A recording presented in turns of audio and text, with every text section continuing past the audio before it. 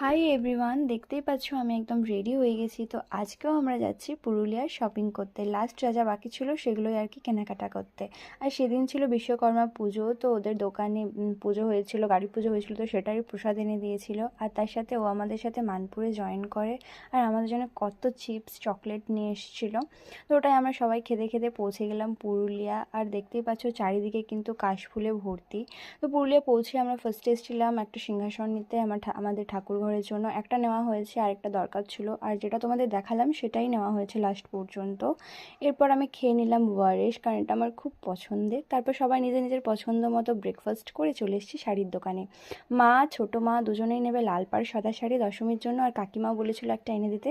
তারপর তিন জায়ের মানে পছন্দ মতো তিনটে শাড়ি নেওয়া হলো। আর তারপর মা আরও দেখছিল, তো মায়ের আরও মনে হয় 2-3টে মতো শাড়ি পছন্দ হয়েছিল। তো এই যে আমরা এখানে শাড়ি দেখছি। আর যখন আমরা ঢুকেছিলাম না দোকানটাতে, তখন অতটা ভিড় ছিল না, কিন্তু দেখতে দেখতে প্রচুর ভিড় হয়ে গেছিলো।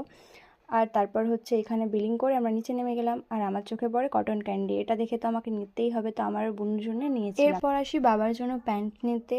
তো বাবা নিজের পছন্দ মতো একটা প্যান্ট নিয়ে নেয়। তারপর আমার চোখে পড়ে এই কানেরগুলো, তো আমার আর বোনের জন্য একটা একটা নিয়েছিলাম, যার যেটা পছন্দ হবে সে সেটাই পরবে।